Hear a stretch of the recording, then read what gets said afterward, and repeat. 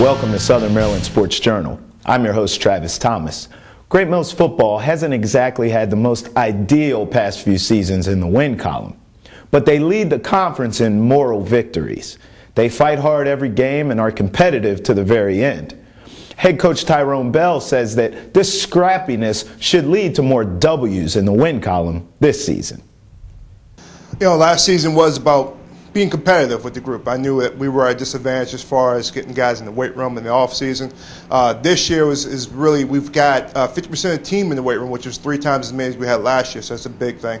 We got a lot of guys who have been motivated, a lot of guys who have been here since January, that have been part of our summer leagues. Now it's really a good emphasis that we are trying, it's all about the victories now. You know, we're going to be the moral part. We've got that. We've built that in. That's a natural thing. That's like breathing to us now. So now it's actually about, let's get the wins. Let's go ahead and show the world what we've been doing over the off season and put some W's in the win column there. Well, I say that they're hungry. That's what they really are. I mean, last year, out of our rotation, I would say, like, out of the 11 guys that were playing every down, you had about 6 to 8 of them were sophomores and freshmen, and that was huge for us. So going into this year, we have a lot of those young guys that are back now. So we got, you know, guys like Anthony Wiggin or Taylor Ursery. Those guys are still juniors, and yet they've been in the system for 3 years now, pushing through. So that's really going to help us out. You know, a guy like Kyle Dexter, who's out there, he's one of our leaders on the team. You know, he's been with us since day one. And, you know, he was a young guy last year who felt that he couldn't grasp and get the hold of the seniors. But this year, you see him, he's got them conducting their inside drill meeting. Well, you know, if I look at it, when I first got here, it was more of a shock and awe because we get in there and all of a sudden now we're just changing up everything. We're getting both teams to make sure there's no difference between JV and varsity, that we're a football team. That I'm changing the rules that they were playing by. I'm changing what they felt was right and what they were supposed to do and what they felt was normal. So it was more of that taking people, make them feel real uncomfortable. Last year, I was still doing the same thing. Now the rules are already set. We've done it for 2 years, but I'm still making people feel uncomfortable because I got to make sure they understand that this is not right. What we're doing right now is not good enough to win ball games. You know, this year now it's totally focused on the elements of the coaching. It's all about the field now. I'm not worried about the offseason. I'm not worried about the parents. I'm not worried about the people not here. I'm not worried about the hallway. What I'm worried about is whoever's on that field, whoever's in between those white lines. Those are the guys that we're focused on right now, and those are the guys that, you know, I'm trying to make sure that we reward them. Like I said, they're hungry this year, and we're trying to make sure that we feed them as much knowledge as possible so that we don't have to stick with 4 plays. We can go ahead and expand this thing to 10 to 12 to 20 plays and really get a variety that will help us be competitive in the league. A realistic expectation, I would say, let's get a winning season. You know, we can do that. We can definitely do that. You know, we got to be competitive. We got to go ahead and dig in there and do what we're supposed to do.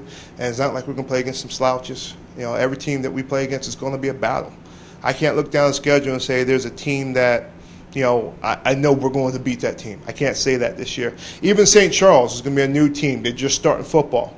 It's easy to say, well, they're a brand new team. You know, they're probably not going to have their stuff together. But they're also located in an area that's packed full of talent. You know, we need to come out here. We need to believe that we can win, and then we need to act like we can win. You know, we need to practice like champions. If we're not going to do that, then there's no reason for me to ever even coach out here in the first place. The Hornets have some real chances scheduling-wise to get some momentum early this season. They open at home against Calvert in a very winnable game. Then the Hornets have 3 games on our network this season, hosting Chopticon and Huntingtown. And then we end our Game of the Week coverage this season as Great Mills takes on rival Leonardtown on the road. The most successful season in Leonardtown football history turned out to be a heartbreaker in the end. The 8-2 Raiders fell just a few percentage points shy of their first playoff berth ever. Now that team was laden with senior talent who has since moved on. Enter new head coach Ron Weinberger, new senior class, and you have a new singular focus for continuing excellence at Leonardtown. We're just out here all working to get better from the freshman level to the varsity level. It's an honor to follow up a team like last year and hopefully bring it to the next level. I mean, these guys are willing to do just about anything for their team, and we're going for the top, nothing less. As a class, it was an honor to be a part of that great team that came through Leonardtown, but as we've heard in the past, it's not really rebuilding or anything. There's no real pressure. It's just reloading and going back at it again. and continuing on the legacy that Leonardtown has for the last couple of years. Much of the scheme is going to be the same as we've done in the past. We're going to implement a little bit different. We're going to go a little bit faster on offense and defense, special teams. We lost a lot of seniors last year, but we have some great young men coming back this year. We have a great group of young guys who have stepped up, who have decided to play football this year. So we have a good mixture of seniors, juniors, sophomores, and freshmen. So we're pretty excited about where the future is for Leonardtown. Well, it's certainly on your mind how well the seniors and the group did last year. Great success they had last year. But we want to move on from that. You know, that's history. What we do now, we're going to be judged for what we do today. And so every senior class that comes through is judged based on what they leave as a legacy. So these guys right here, we have about 12 seniors here today. They're going to leave in that legacy of what they want the team to look like. So we don't talk about last year. We're focused on this year. We're going to be judged for this year. And so we're working hard toward that. It's a different group of kids, different group of type of players. Our whole style is a little different. So it's going to be different for our guys. SMAC's one of the toughest conferences in the state. There's not a team here that can't go to the playoffs from year to year. Our schedule's no different. We're playing some very tough teams, so we have a big challenge ahead for us. Predictions is we're going to play hard. We're going out to win. I don't know if they view us. I don't think we'll sneak up on anyone this year. I think we're going to have to earn every game. We're on the road a lot. We have 6 away games plus 2 scrimmages, so we're on the road 8 out of 12 games. So we're going to be challenged this year. But I think our guys, based on the work they're putting in here in the last month, we're going to be ready for that challenge.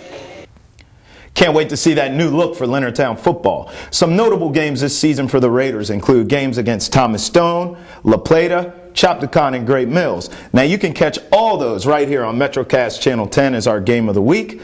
I'll have your play-by-play and post-game reaction. After a long wait, football season is finally here. Thank you for watching Southern Maryland Sports Journal with me, Travis Thomas, exclusively on MetroCast Channel 10.